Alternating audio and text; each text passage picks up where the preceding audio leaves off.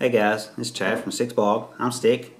Today I'm doing another unboxing video, and as you can tell already, no, it's not exactly backpacking gear. But I do want to give a big shout out real quick to Smoke Eater 908. Here lately, I've just been really getting more interested in knives, just collecting knives. There's a couple of different knives that I'd really love to get. He's really got me interested in the Hinderers, of course, Chris Reeves, Strider. There's a couple of big name brand knives out there I'd like to get my hands on.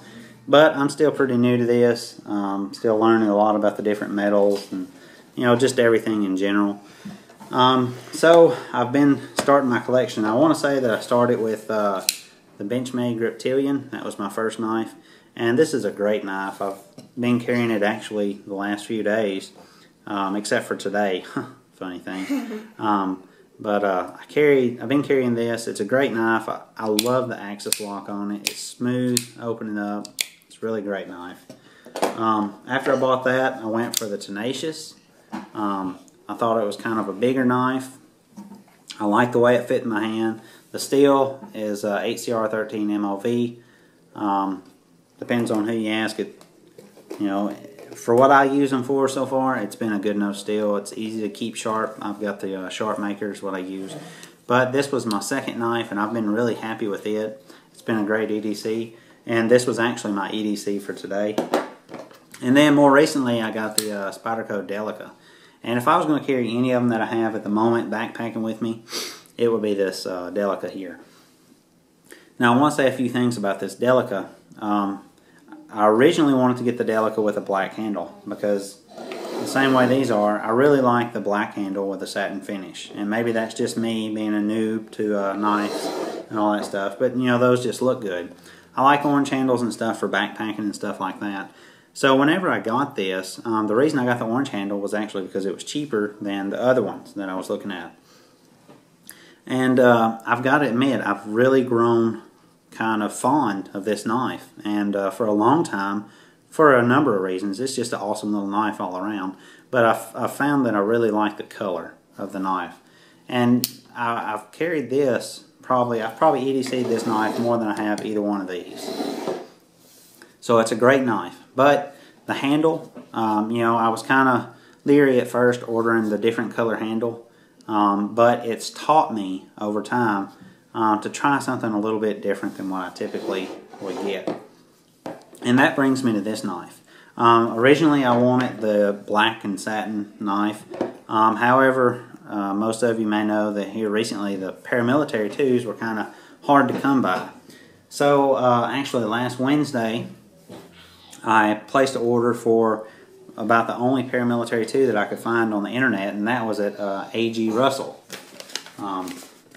You can see here, A.G. Russell. That's where I got it. And I placed the order last Wednesday. Now I want to say that when I was looking at the website, this knife was listed as a Paramilitary on the website. But reading the description and looking at the picture, I kind of thought it might be the Paramilitary 2. So I actually ended up calling them last Wednesday about 4 o'clock in the afternoon and questioning them about this knife just to make sure, you know, which one it was that I was getting, because I wanted the Paramilitary 2 for the compression lock because I wanted to try that.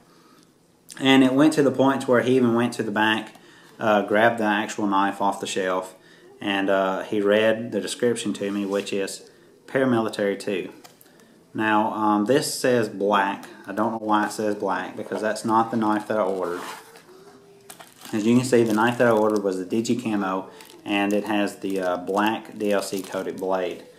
And the reason I went through these other knives and talked about this knife so much is because getting this orange color rather than the traditional black and satin, it made me kind of step out on a limb and say, you know what, I know that this is the only one I can find, so if I want a Paramilitary 2 at the moment, this is really my only option.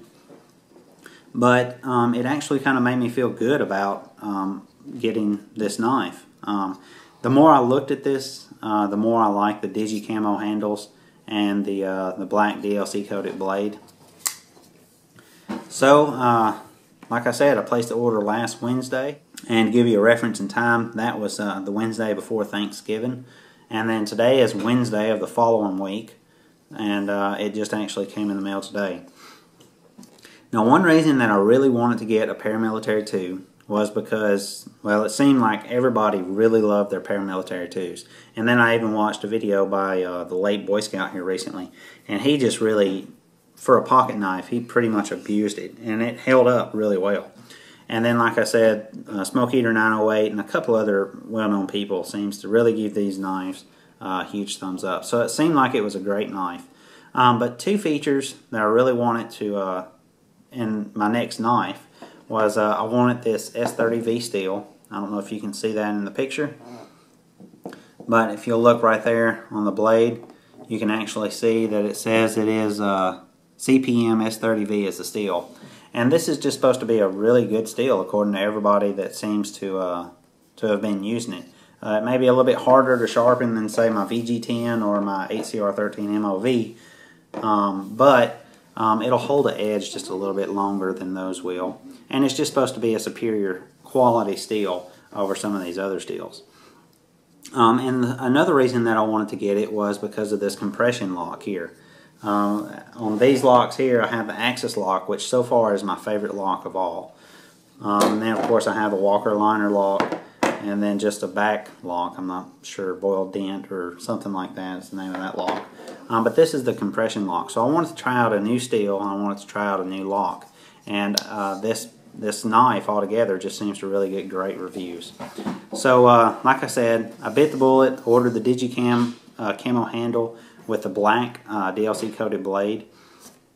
A lot of people say that the DLC coating on these Spydercos really do hold up pretty well.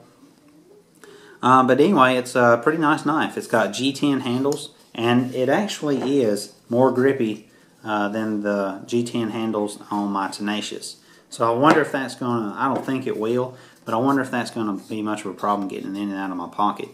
But anyway, all the hardware is black. All the screws except for the actual liners inside and the compression lock. Those are actually silver. And also it looks like the inside of the lanyard hole may actually be silver too. But all the screws and the blade, how's that?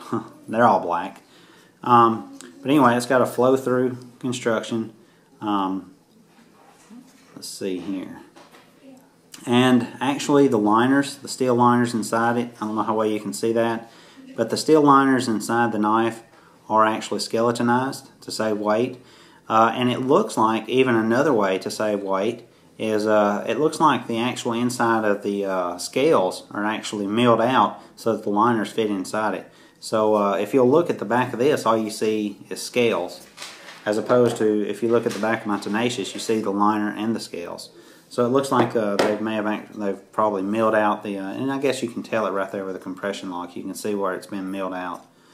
So that does create a pretty lightweight handle, and it does feel heavier on the tip end. They've got a nice little finger choil here with some jimping. Got some jimping on the thumb ramp back in the back. Pretty aggressive right there.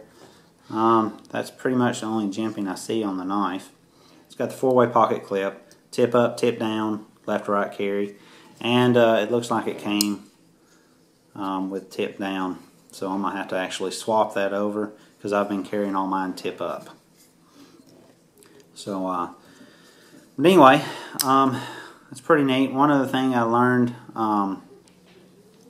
is these markings on the knife. It's actually Eric and Sal Gleason, I believe is the name. And I even think it's a father and son that actually designed this knife, and that's their little markings. I just learned that actually in a video by the late Boy Scout.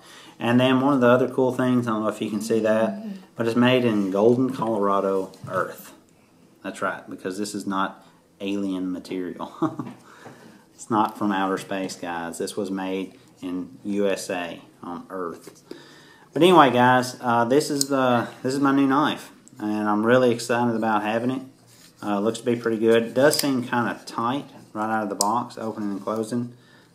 It's a little bit bigger, so it's just kind of harder for me to get my fingers around it. But I can kind of pop it open a little bit. I'm not sure if that DLC coated blade is actually just kind of making it a little bit stickier, or if it just needs a little bit wearing in, or if it needs a little bit of lube on the pivot in there. But anyway, guys, I'm super excited about this.